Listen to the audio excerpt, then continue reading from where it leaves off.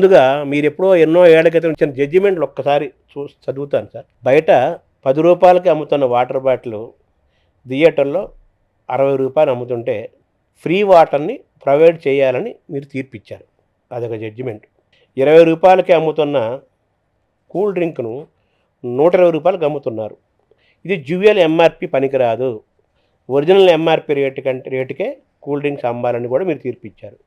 ఇంకొక జడ్జిమెంటు, ఇది మూడో జడ్జిమెంటు. ఫుడ్ ఐటమ్స్ పాప్‌కార్న్ మొదలైనవి 5-10 రేట్లు పెంచి అమ్ముతుంటే బయట నుంచి కూడా మనం ఫుడ్ అలౌ చేయొచ్చు, తీసుకురావచ్చని కూడా మీరు తెచ్చుకోవచ్చని ఒక తీర్పునిచ్చారు. అది మూడో జడ్జిమెంటు.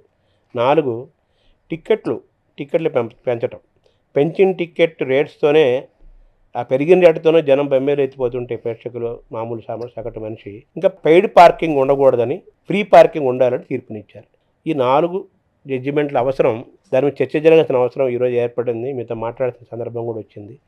ఈ 4 జడ్జిమెంట్ ఇచ్చి ఎన్నో ఏళ్ళైనా కానీ మళ్ళీ మనం ఇవే మాట్లాడుకునే పరిస్థితి వచ్చింది కదా. దీన్ని చూస్తే ఏమనిపిస్తుంది మీకు? ఇవి అసలు వీటి చుట్టూ మనం ఎంతవరకు మనం ముందుకెళ్తున్నాం? ఈ జడ్జిమెంట్స్ ఇచ్చి 7-8 ఇయర్స్ అయిందండి.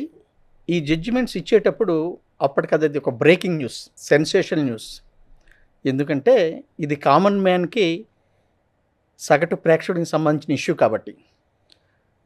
ఆఖరికి మంచినీళ్ళు కూడా కొనుక్కొని సినిమా చూడలేని పరిస్థితి రావడం అన్నది చాలా విచారించవలసిన విషయం అని చెప్పేసేసి నేను ప్రాక్టికల్గా సినిమా హాల్లో ఒక సామాన్య మానవుడి తాలూకా ఇబ్బందులు చూసి నా దగ్గర ఉన్న కేసుల్లో ఇచ్చినటువంటి జడ్జిమెంట్స్వి.